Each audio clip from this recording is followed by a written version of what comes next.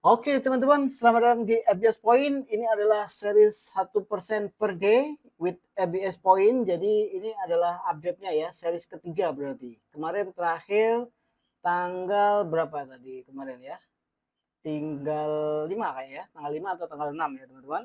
Jadi sudah ada plan-plan yang gagal dan berhasil, maka kita akan ambil pelajaran ya. Yang gagal kita ambil pelajaran, kita perbaiki, yang sudah berhasil kita tweak kembali menjadi yang lebih profitable dan lebih risk minim ya.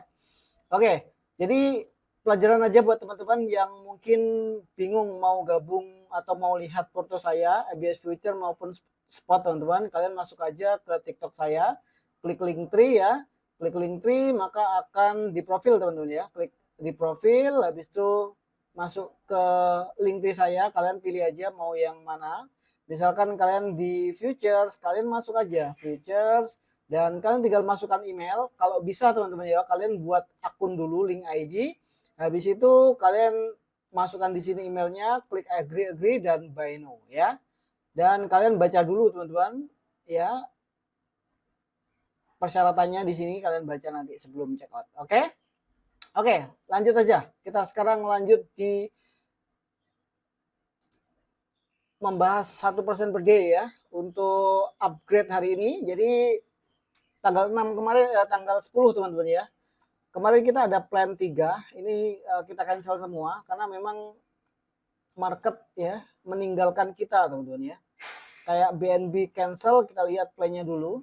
Nah ini ya, ini kalau kita pakai set and forget itu kayak gini kekurangannya ya.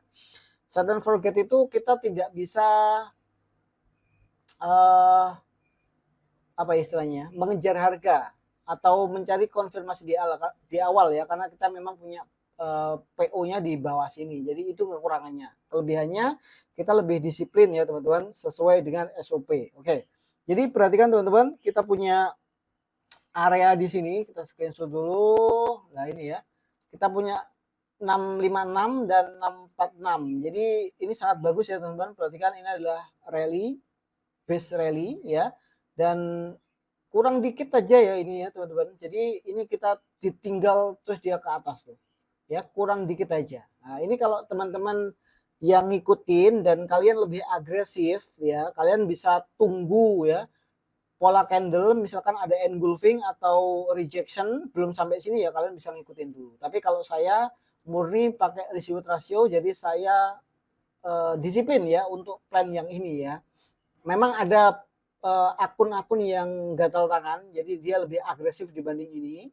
Tapi saran saya kalau pemula teman-teman kalian lebih ikutin aja risk reward yang ada. Jadi kalau memang ini nggak masuk ya, maksudnya nggak ngikut, nggak nyampe ya udah, berarti dia masuk dalam kategori belum rezeki ya. Oke, kita lihat sekarang bagaimana BNB. Sekarang kita lihat harganya. Tara ya kan, dia udah naik duluan, udah nyampe TP1 bahkan mendekati TP2 tuh ya, kurang dikit aja ya, kurang dikit sekali tuh ya, namanya nggak rezeki teman-teman ya. Kurang dikit berapa pip ini ya, sekitar 5 pipan ya. Oke, harusnya kita dapat zero float entry ya. Ya ini kayak kadang-kadang market memang tidak sesuai ya, tidak sesuai apa yang kita inginkan. Kadang dia sudah masuk tapi kebablasan ke bawah terus ditinggal naik ya, banyak kayak gitu.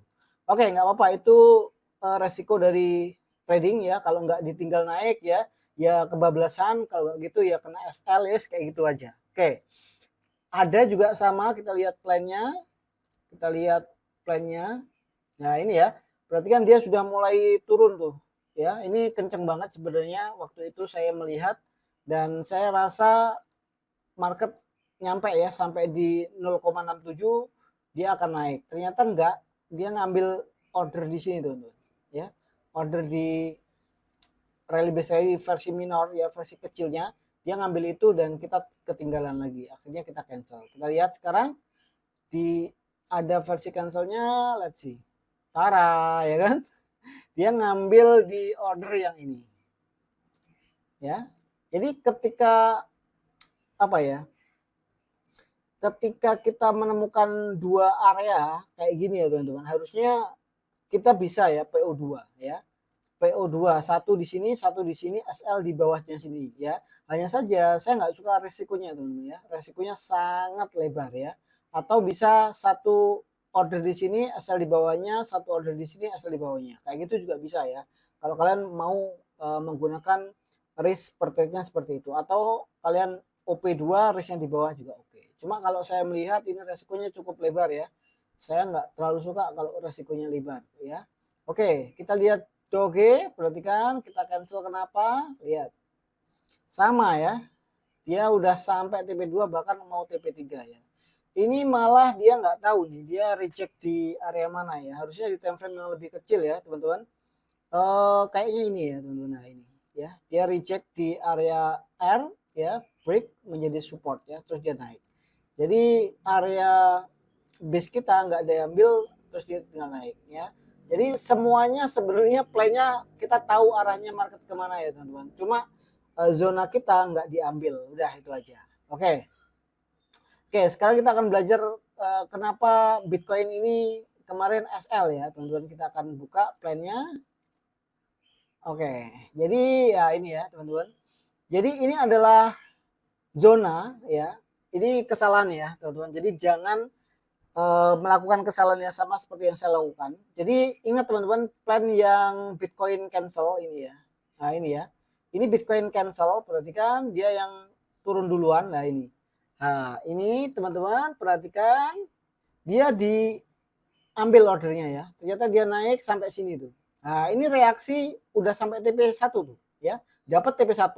Nah ini ya dapat TP1, perhatikan ini ya. Oke, kita lihat. Oke, yang cut loss ya.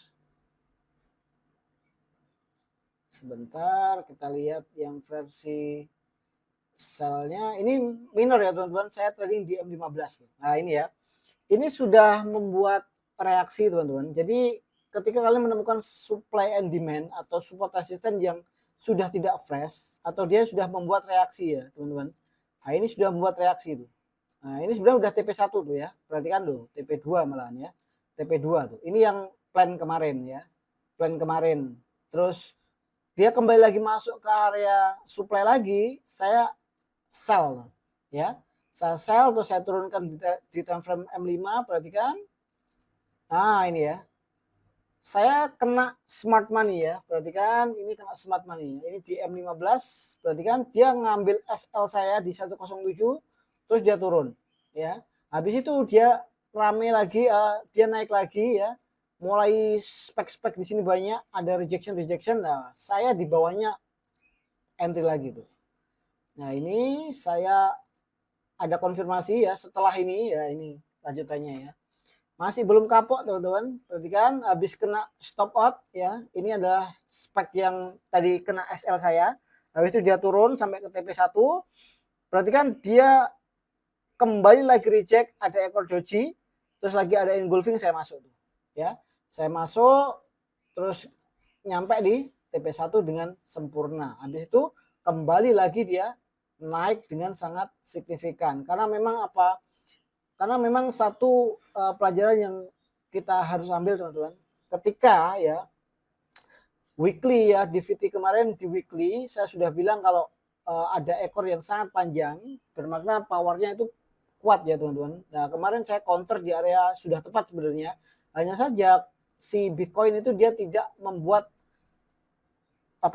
tidak membuat reaction sama sekali ya. Tidak ada reaksi sama sekali. Bermakna sangat kuat ini ya kemarin. Nah ini zonanya. Nah ini yang nyampe TP1 di plan yang Bitcoin cancel. Nah, berarti kan dia langsung naik signifikan. Karena memang ini kalau dilihat di weekly ya, nah perhatikan ini powernya udah sangat kuat. Makanya dia tidak ada perlawanan lagi dan full candle warna biru dengan sangat dominan. Oke. Jadi pelajarannya adalah jangan anti posisi di secondary test teman-teman, dan perhatikan kalau mau entry di secondary test pastikan punya konfirmasi yang sangat-sangat valid ya. Oke, next. Kita buat lagi, nah ini ya, Fartcoin ini yang plan lama. Plan lama ini biasanya teman-teman, ini akan menjadi masalah ya ketika dia sudah membuat reaksi. Nah ini ya contohnya kayak si plan yang di cancel juga ya, benar ya. Berarti kan dia membentuk drop base drop dan dia membuat reaksi, dia sudah reaksi. Harusnya saya cancel dan ternyata tidak saya cancel, ternyata benar market terus dia membuat naik. Ini connect dengan si Bitcoin waktu sangat menguat tuh. Makanya si Fartcoin juga terjadi masalah ya teman-teman. Nah ini ya kita lihat di Fartcoin stop lossnya Tara. Nah, ini ya. Jadi pelajaran yang berikutnya adalah ketika teman-teman ya. Ini pelajaran yang sangat penting teman-teman, perhatikan baik-baik market reaction ya. Ketika kita sudah punya area supply yang sangat bagus dengan full momentum, habis itu dia membuat area drop base drop dan drop base drop itu sudah berlaku dan dia tidak membentuk lower low, bermakna ini akan jadi masalah ya. Bermakna supply yang atasnya akan menjadi masalah kecuali ya ini dia membentuk lower low atau dia breakout low. Ketika dia naik itu kemungkinan besar masih akan turun ya. Tapi kalau dia udah gagal membuat lower low, bermakna buyer mendominasi teman-teman ya. Perhatikan di sini market mulai mendominasi. Ya, sangat mendominasi.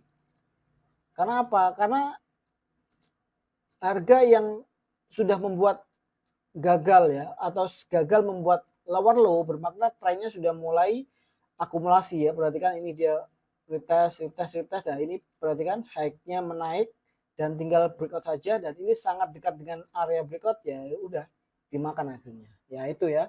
Itu catatan penting untuk saya dan teman-teman yang mungkin ya belajar untuk memahami price action, kalian wajib belajar itu ya. Oke, kita akan belajar versi yang berhasil ya teman-teman. Ini Solana harusnya udah TP ya, kita lihat. TP2 ya Solana, kita lihat untuk Sol. Nah ini ya perhatikan TP3 dengan sangat mudah tuh ya. Sangat mudah untuk TP3-nya. Jadi alasannya untuk saya membeli si Solana adalah perhatikan teman-teman ini plan-plan yang easy. Kenapa? Ini mirip dengan si Fartcoin tadi ya teman-teman ya. Mirip si Fartcoin tadi ya. Perhatikan ini adalah supply ya. Kita nggak ngambil ini karena dia udah reject di area low-nya tuh. Nah, dia membuat lower low baru ya. Lower low baru ya. Kita di lower low ketiga saya entry tuh masuk. Ya, ini mirip dengan si Fartcoin tadi.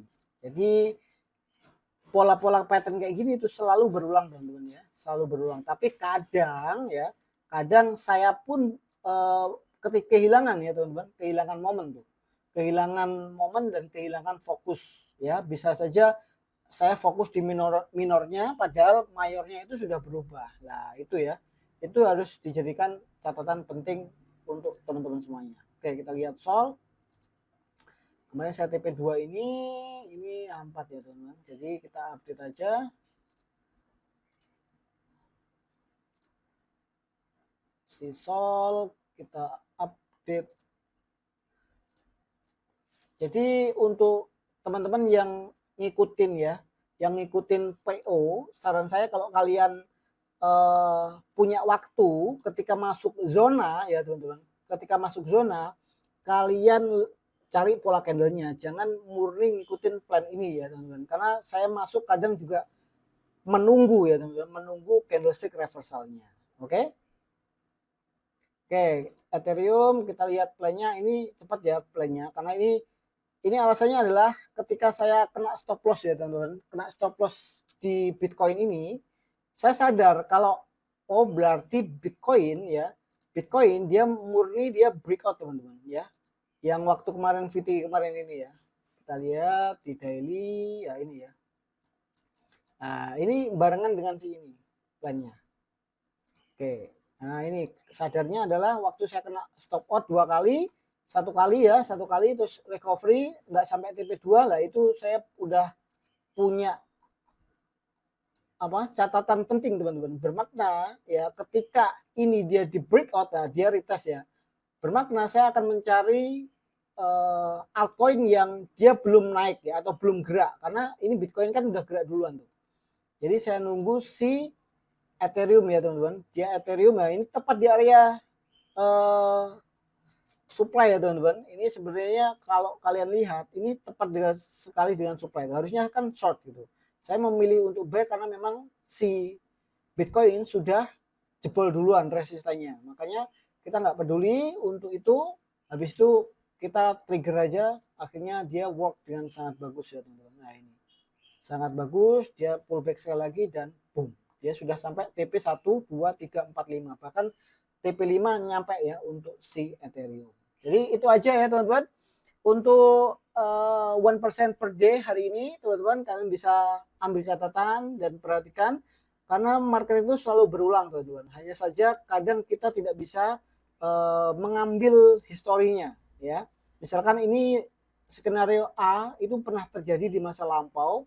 Begitu kita hari besok atau bulan depan mengetahui ada plan A itu terjadi lagi, kita lupa gitu. Nah, itu yang bikin jadi masalah ya. Makanya kita harus mengingat pola-pola yang ada di market. Itu yang mungkin susah teman-teman. Karena ketika kita sudah lihat di chart itu kadang buta ya teman-teman. Kita nggak bisa mengingat apa yang sudah terjadi atau apa yang sudah kita pelajari. Oke, itu yang jadi catatan penting hari ini. Next kita akan update berikutnya. Sampai jumpa.